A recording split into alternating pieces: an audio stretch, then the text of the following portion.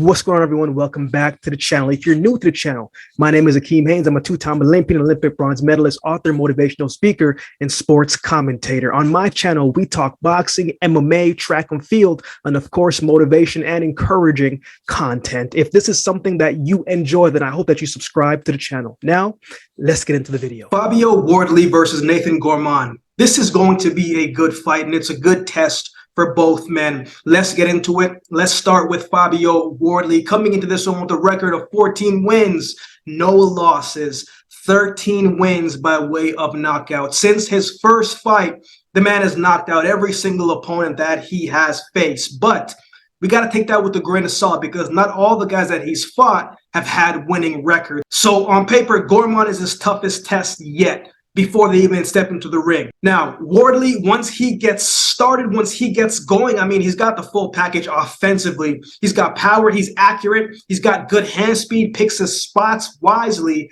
not a lot of wasted motion. He takes his time and waits for the right opening to let his hands go. He's a good counter puncher, and he is spiteful with his shots. But that patience also comes with a bit of a cost sometimes because he doesn't always start off fast. He comes forward with a calm demeanor and he'll wait until it's the right time, but he doesn't let his hands go if it's not the right time. And that isn't always a good thing when you may be fighting someone who may be bringing the fight to you.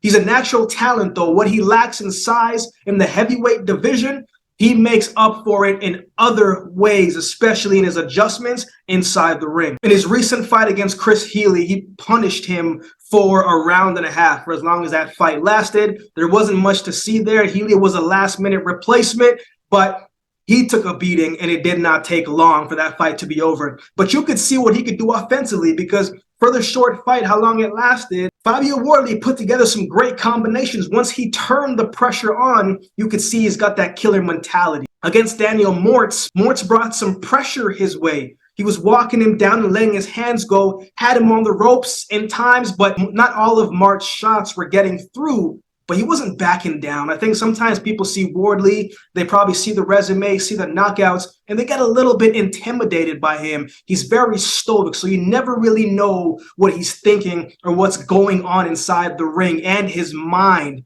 because he's the same when pressure is on him. That's a good thing to have, right? So people never see you flustered and they never really know what you're going to do and how you're going to respond. That right there was a strong asset in boxing.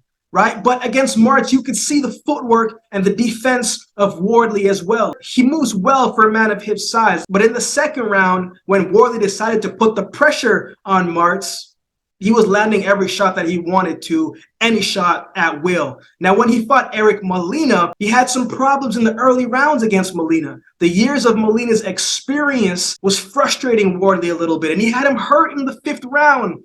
Then the next minute, Wardley caught him with a shot that took him out. But the fact that Molina brought the fight to him consistently and wasn't backing down and wasn't afraid and neutralized some of what Wardley was doing by letting his hands go a lot more, he was having some success, right? Those are the moments that Fabio Wardley needs. Needing those moments to see how he is going to adjust when he's not able to get all of his shots off. When he has to be the counterpuncher, when people aren't afraid of him, how does he respond and fix his game plan? Those are the moments that he needed. But in the end, in that fight, I mean, the power and the athleticism and the sharpness of his punches, it was too much in that fight. And the counterpunch took him out. But Wardley, to me, can be very special, right? Because he's got all the tools. My only thing is, if he continues to start as slow as he does, that could be a problem as he continues to step up in competition. Nathan Gorman in his last fight, he started out pretty quickly. He looked very accurate and powerful, and that could be a problem. If Gorman puts on the pressure early in the fight, what will Fabio Wardley do? Because people look at Gorman and you underestimate. The man has a very good jab and very good hand speed.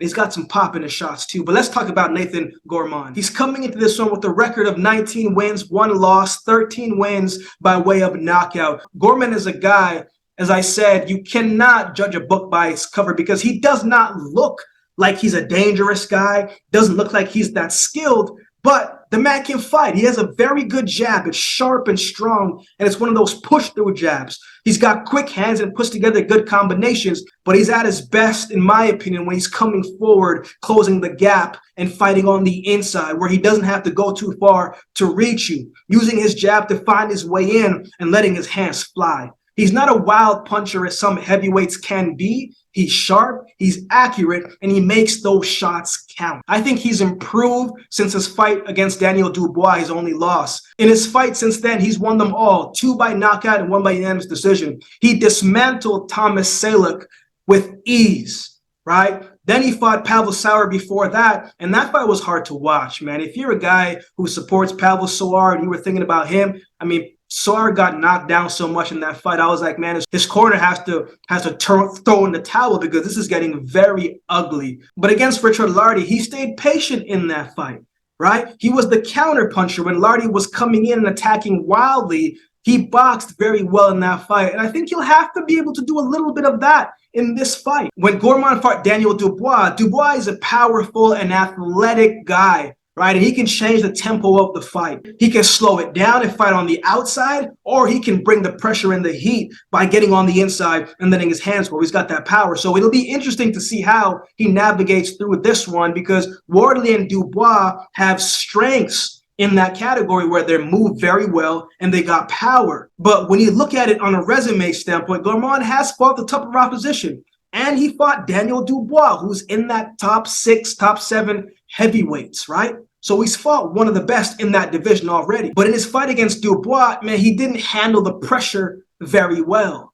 right? When he was fighting off the back foot and Daniel Dubois was coming forward, letting his hands go, Gorman stopped boxing and started to fight with survival tactics and instinct, right? He put his head down and just started swinging to try to get him off of him.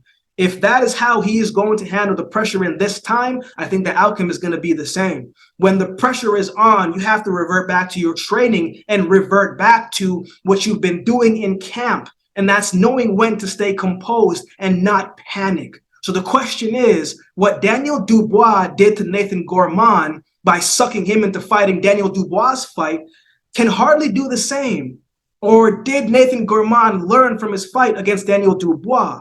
So who wins? I think Wardley wins this one by way of knockout. I think in the early rounds, Nathan Gorman will build the momentum. He'll have the edge. But once Wardley starts to turn up the pressure and pick up the pace and really starts to let his hands go, I mean, the man is so accurate and so powerful with the shots. There's not many people that can withstand all of that. I think the athleticism and the poise that Wardley brings into the ring, I think that will be some problems as well too. So I also don't think Gorman's chin can handle too much clean shots. So the question is, can he weather the storm when the storm is coming?